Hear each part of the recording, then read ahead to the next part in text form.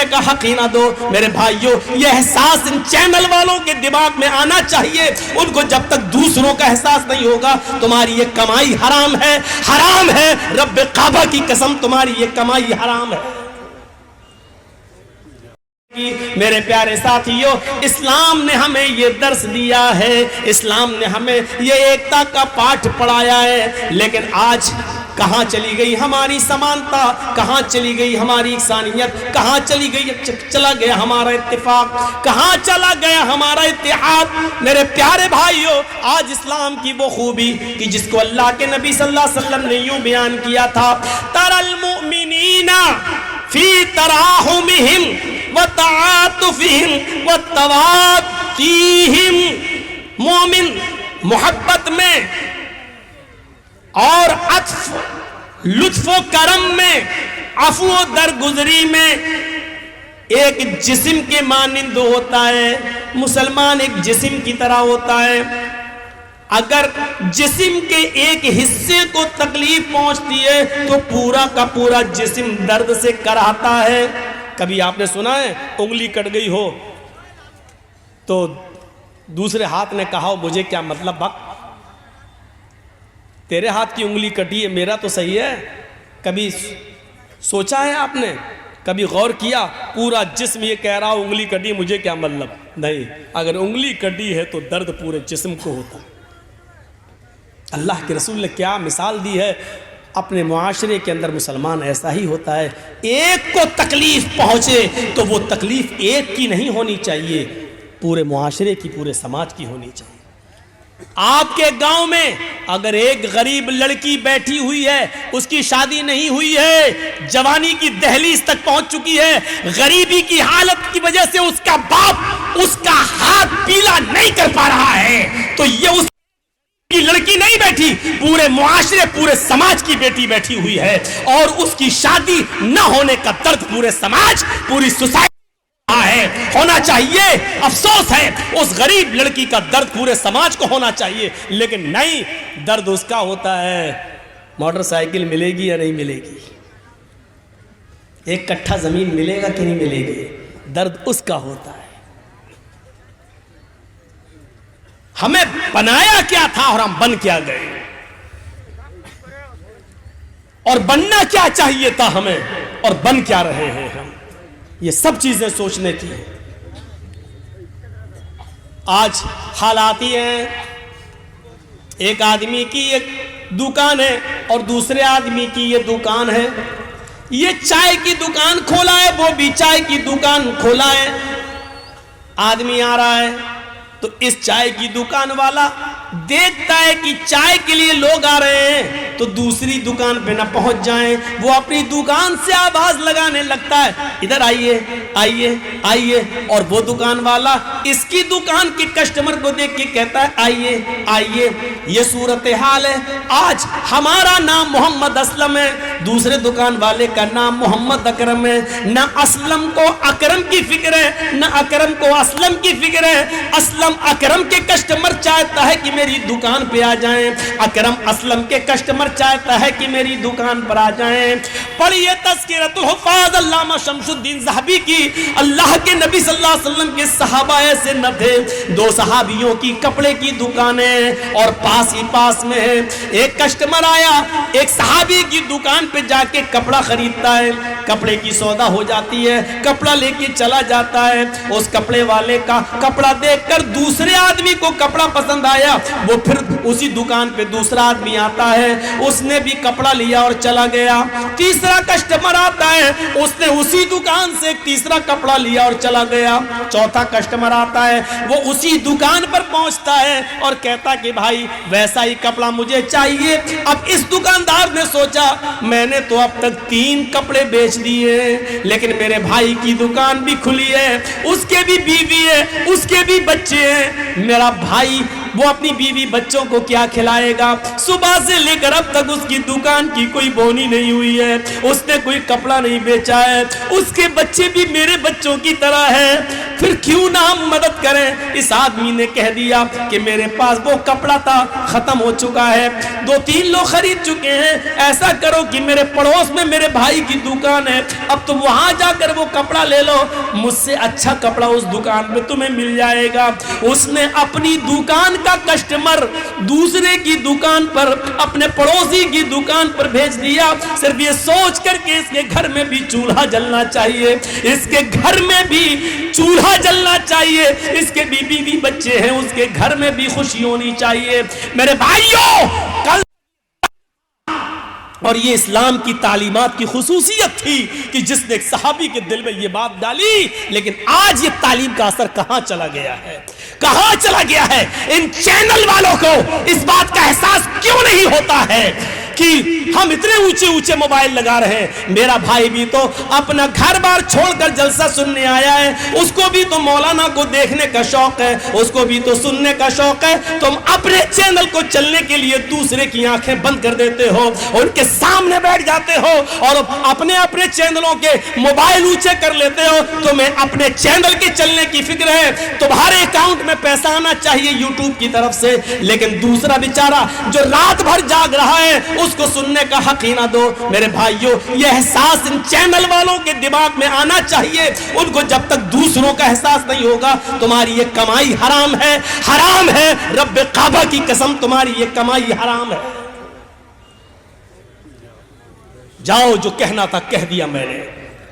20 جلسوں میں تمہیں ڈانٹا گیا, پھٹکارا گیا, لیکن تم کتے کی وہ دم ہو جو سیدھی ہونے کا نام نہیں لیتے.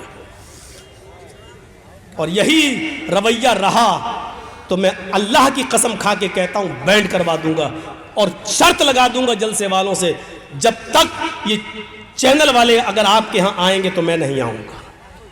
آگے مجھے یہ قدم اٹھانا پڑے گا. میں نہیں چاہتا ہوں کہ تمہاری روزی روٹی بند ہو, لیکن تمہیں بھی سوچنا چاہیے کہ ہم دوسروں کے لیے پریشانی کھڑی نہ کریں. بہت برا لگا. اب یہ چینل والے اس کو کاٹ کاٹ کے پیش کریں, دیکھیں اپنے چینلوں پر اس کو دے دیجئے گا. مولانا جرجیس نے ہم جیسے چینل والوں کی کمائی حرام بتا دی ہے. کاٹ کے پیش کرنا, یہ نہیں دو گے, یہ نہیں دو گے. جیسے ہمارے دیش کا چوکیدار اپنی کمیاں نہیں بتاتا ہے, وہی صفتیں تمہارے اندر گھس رہی ہیں.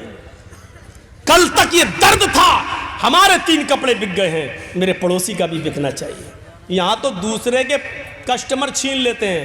سنو, ہمارے یہاں اور سستا مل جائے گا. وہ 100 کا دے رہا, آؤ ہم 80 کا دے رہے ہیں, ادھر آؤ. اور یہ کمپٹیشن سب میں چل رہا ہے. ایک رکشے والے سے بات ہو رہی ہے, ہاں کتنا لوگے وہاں تک کا کٹیار, یہاں کتنا لوگے کا 100 روپے. دوسرا آٹو والا آ گیا, سنیے بھائی صاحب 80 دے دینا. یہ ہر جگہ چل رہا ہے, جبکہ سودے پہ سودا حرام ہے, نہیں ہونا چاہیے. جب تک ایک آدمی کی بات کمپلیٹ ختم نہ ہو جائے تب تک دوسرے کو, یہی بات معاملہ نکاح کا ہے.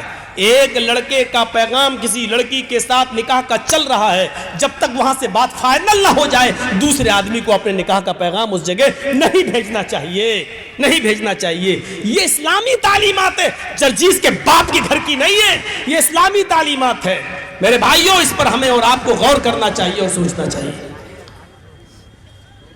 یہاں تو کچھ کٹھ ملے ایسے بھی پیدا ہو گئے ہیں جو دکانیں بند کرانے کے لیے انڈے کاٹتے ہیں,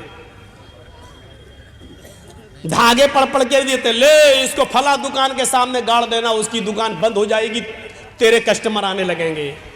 یہاں ایسے بھی کٹھ ملے پیدا ہوئے ہیں, ان کو میں کٹھ ملا کہتا ہوں, مولانا نہیں.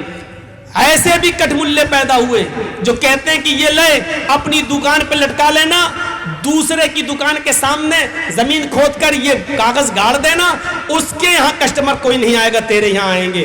ہمارے نبی ایک کی دکان چلانے اور ایک کی دکان بند کرنے کے لیے نہیں آئے تھے, یہ عقل کہتی ہے ہمارے نبی اس لیے آئے کہ تمہاری بھی دکان چلے اور تمہاری بھی چلے، تمہارے بیوی بچے کھائیں اور تمہارے بھی بیوی بچے کھائیں۔ آئے کٹھ ملاؤ مجھے ایسی دعا بتا دو جو اللہ کے نبی نے ایسی دعا بتائی ہو کہ اس دعا سے تمہارے کسٹمر تو آئیں اور دوسرے کی دکان بند ہو جائے۔ مولوی جرجیز کو ابھی تک ایسی دعا نہیں ملی ہے۔ اے کٹھ ملاؤ تمہارے پاس وہ دعا کہاں سے آئی؟ ذرا مجھے بھی بتا دو، ہم بھی تو جانے کہ وہ دعا تم نے کہاں سے سیکھی ہے، کہاں سے پڑھی ہے، کس حدیث میں پڑھی ہے، قرآن کی کون سی آیت ہے؟ نہیں دے پاؤ گے۔ فَاتُوا بُرْهَانَكُمْ إِن كُنتُمْ صَادِقِينَ، اگر تم اپنے دعوے میں سچے ہو تو دلیل پیش کرو، ایسی کوئی دلیل لے کر آؤ۔ یہ اسلام کی خصوصیت تھی، یہ اس کی تعلیمات کی خصوصیت تھی۔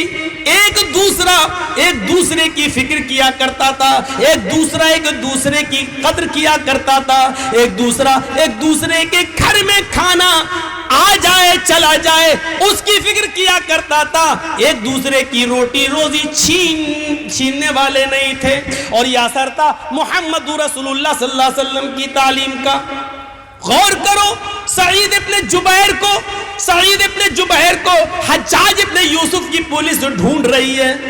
حجاج ابن یوسف بڑا ظالم بادشاہ گزرا ہے، حکمراں گزرا ہے، اس نے بڑے بڑے صحابہ کو قتل کروا دیا اور ذرا بھی نہیں ہچکچایا۔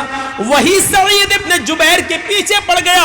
سعید ابن جبیر بھاگے پھر رہے ہیں، رات میں نکلتے ہیں، چھپ چھپا کر گزر رہے ہیں، شہر پار کرنا چاہتے ہیں، ملک سے نکلنا چاہتے ہیں، کیونکہ حجاج ابن یوسف نے اعلان کر دیا سعید ابن جبیر کو کہیں سے بھی پکڑ کے لاؤ، ڈھونڈ کے لاؤ، زندہ ان کو پکڑ کے لاؤ، ہم ان کو اپنی آنکھوں کے سامنے قتل ہوتے ہوئے دیکھنا چاہتے ہیں۔ حجاج کی پولیس کو انعام دے دیا گیا، اعلان کر دیا گیا جو سعید ابن جبیر کو پکڑ کے لائے گا اس کو اتنا انعام دیا جائے گا۔ پولیس ہاتھ دھو کر سعید ابن جبیر کے پیچھے پڑ گئی، لیکن سعید ابن جبیر کو پکڑ نہ پائی۔ ایک دن ایسا تھا کہ سعید ابن جبیر رات کے اندھیرے میں ایک جھونپڑی میں گھس گئے اور ایک مسلمان نے ان کو اپنے گھر میں پناہ دے دی اور کہا کل شام تک یہیں سو جاؤ اور رات میں پھر یہاں سے نکل جانا۔ لیکن اسی رات ایک دوسرے مسلمان نے سعید ابن جبیر کو اس جھونپڑی میں جاتے ہوئے دیکھ لیا اور اس دیکھنے والے مسلمان نے حجاج ابن یوسف کی پولیس کو خبر کر دی کہ سعید ابن جبیر فلاں آدمی کے گھر میں چھپے ہوئے ہیں۔ ہمیشہ یاد رکھنا، جاسوسی اپنے ہی لوگ کرتے ہیں، دوسروں سے امیدیں کم ہیں۔ ہمارے اتر پردیش میں جب لاک ڈاؤن لگا تھا اور مسجدوں میں نماز پڑھنے کی پابندی ہو گئی تھی تو یہ ہوا تھا کہ صرف 5 آدمی نماز پڑھ لیں، ایک امام، ایک مؤذن اور 3 آدمی بس۔ تو ہر آدمی یہ چاہتا تھا کہ ہم گھس جائیں، وہ چاہتا تھا ہم گھس جائیں، لیکن ہم لوگ مجبور تھے کہ 5 سے زیادہ نہ لیں کیونکہ مسجد کے ذمہ دار پکڑے جائیں گے۔ تو جو پہلے آ جاتا تھا وہ پڑھ لیتا تھا، لیکن جو بعد میں آ رہا اور ضد کر رہا نہیں ہم بھی جائیں گے، اس کو منع کر دیا، نہیں وہی جاسوسی کرتا، پولیس کو فون کر کے سنو فلاں مسجد میں اتنے نماز پڑھ رہے ہیں، اور پولیس آتی تھی اور در پکڑ ہوتی تھی، 10 ہزار 20 ہزار روپے لیے گئے ایک آدمی سے۔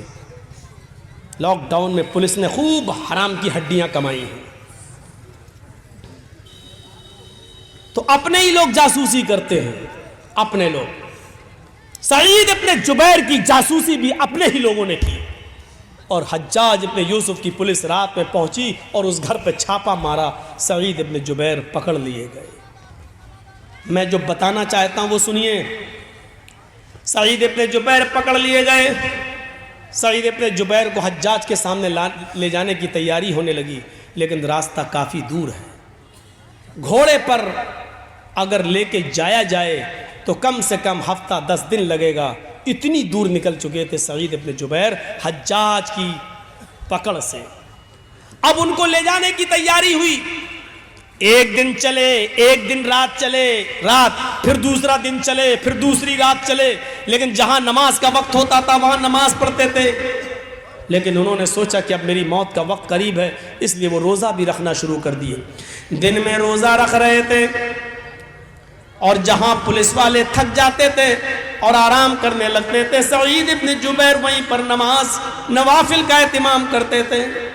موت انہوں نے اپنی آنکھوں سے قریب دیکھ لی تو مزید اللہ کی عبادت کرنے لگے، لیکن سعید ابن جبیر کے مریدین اتنے تھے، ان کو چاہنے والے اتنے تھے کہ جس گاؤں سے یہ گزرتے لوگ ان کو کھانا کھلاتے، ان کو پانی پلاتے، ان کی عزت کرتے، لیکن سب کو اس بات کا احساس تھا کہ سعید ابن جبیر اب قتل کر دیے جائیں گے۔ 3-4 دن سفر میں چلتے چلتے ہو گیا۔ پولیس والے، جو 2 پولیس والے ان کو پکڑے ہوئے تھے اور ہاتھ میں ہتھکڑی ڈال رکھی تھی، ان پولیس والوں کو سعید ابن جبیر کا اخلاق بہت پسند آیا۔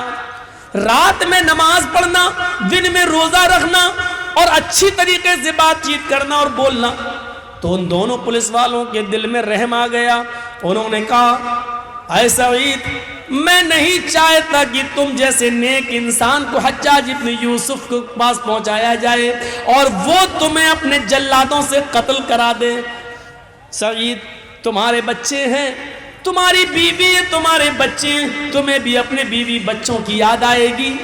ہاں اے سعید، میں نہیں چاہتا کہ تمہارے قتل کا گناہ ہم اپنے سر پر لا دیں۔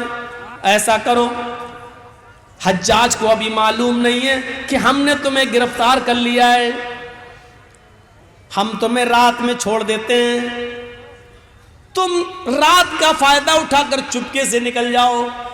یاد رکھنا، ملک کو کراس کرنا تھوڑا مشکل ہے، رات ہی رات میں تمہیں نکلنا ہوگا اور کچھ دن کے بعد تم نکل جاؤ گے۔ اے سعید، اپنا خیال رکھنا، ہم تمہیں چھوڑ رہے ہیں۔ سعید ابن جبیر نے کہا پولیس والوں سے، تم نے بہت اچھا کیا کہ میری بیوی اور میرے بچوں کی خاطر تم نے مجھے چھوڑ دیا، اللہ تم پر رحم فرمائے جس طرح تم نے میرے اوپر رحم کیا ہے۔ سعید ابن جبیر نے 2 رکعت اللہ کے لیے شکرانے کی نماز پڑھی اور وہیں سے وہ چل دیتے ہیں، نکل جاتے ہیں۔ یہ پولیس والوں کو دعا دے کر نکل جاتے ہیں، لیکن ابھی 1 میل ہی گئے ہوں گے، 1 یا 2 میل دور گئے ہوں گے، ان کو کچھ خیال آیا، ان کے ذہن میں کوئی بات آئی۔ سعید ابن جبیر وہیں سے پلٹتے ہیں اور جلدی سے بھاگتے ہوئے دوڑتے ہوئے ان دونوں پولیس والوں کے پاس دوبارہ آ جاتے ہیں اور کہتے ہیں، اے میرے مسلم پولیس والو، اے میرے مسلمان بھائیو، اے حجاج کے پولیس والو، تم نے مجھے چھوڑا، تم نے اپنا حق ادا کر دیا، لیکن میں واپس تمہارے پاس آ گیا ہوں، مجھے اچھا نہیں لگ رہا ہے کہ میں واپس جاؤں، جب تم دونوں نے مجھے گرفتار کر ہی لیا ہے تو مجھے حجاج کے پاس لے کر چلو۔ وہ دونوں پولیس والے کہنے لگے، سعید، تمہارا دماغ خراب ہے، تمہیں معلوم ہے کہ اس کا انجام کیا ہوگا، وہ تمہیں قتل کر دے گا۔ سعید ابن جبیر کہتے ہیں، ہاں مجھے معلوم ہے کہ اس کے سامنے گئے اور میرا انجام میرا قتل ہے، لیکن مجھے پھر بھی جانا ہے۔ کہا ایسا کیوں؟ ہم تو تمہیں چھوڑ رہے ہیں، پھر کیا بات ہے کہ تم بھاگنے کے لیے تیار نہیں ہو؟ سعید ابن جبیر نے کہا، اے پولیس والو، جس مسلمان جاسوس نے میری جاسوسی کی ہے، جس مسلمان جاسوس نے میری جاسوسی کی ہے اور تمہیں بتایا ہے کہ سعید فلاں گھر میں گھسے ہیں، اس جاسوس کو یہ بھی معلوم ہوگا کہ تم دونوں نے مجھے گرفتار کر لیا ہے، کیونکہ جاسوس ایک ایک چیز کی نظر رکھے ہوئے ہے۔ جب تم دونوں نے مجھے گرفتار کر لیا ہے تو اس کی خبر اس جاسوس کو ضرور ہوگی۔ تم مجھے چھوڑ رہے ہو تو جاسوس کو اس بات کی بھی خبر ہوگی کہ تم مجھے چھوڑ رہے ہو، اور جب حجاج کے سامنے تم جا کر یہ کہو گے کہ جبیر نہیں ملے، لیکن اگر اس جاسوس نے یہ کہہ دیا مل گئے تھے، میری آنکھوں کے سامنے ان کو پکڑا بھی تھا لیکن بعد میں چھوڑ دیا، تو پھر حجاج ابن یوسف جیسا ظالم آدمی یہ سن لے گا اور جان لے گا کہ تم دونوں نے مجھے گرفتار کر کے چھوڑ دیا ہے، تو پھر وہ تم دونوں کی گردن اڑا دے گا۔ سعید ابن جبیر نے یہ سیکھا ہی نہیں ہے کہ ہم اپنی جان بچانے کے لیے تم دونوں کی جان کو کو مصیبت میں ڈال دیں، تم دونوں کی جان کو خطرے میں ڈال دیں۔ نہ ہمارا نبی اس بات کی اجازت دیتا ہے، نہ ہمارا قرآن اس بات کی اجازت دیتا ہے، نہ ہمارا اسلام اس بات کی اجازت دیتا ہے۔ آئے پولیس والوں، ہم تو بچ جائیں گے، لیکن ہمارے بارے میں جب پتا چلے گا کہ تم دونوں نے ہمیں چھوڑ دیا تو پھر حجاج تم دونوں کو قتل کر ڈالے گا۔ سعید ابن جبیر پھر نہیں مانے اور ان دونوں پولیس والوں نے مجبور ہو کر سعید ابن جبیر کو حجاج کے سامنے پیش کر دیا، اور حجاج نے ان کے ہاتھ پیچھے سے بندھوا کر خونی چمڑا بچھا کر جلاد کے ہاتھ میں تلوار دے کر کہ میری آنکھوں کے سامنے سعید کو قتل کر دو، اور سعید کی گردن نیچے ہوتی ہے، اور حجاج ابن یوسف کے جلاد نے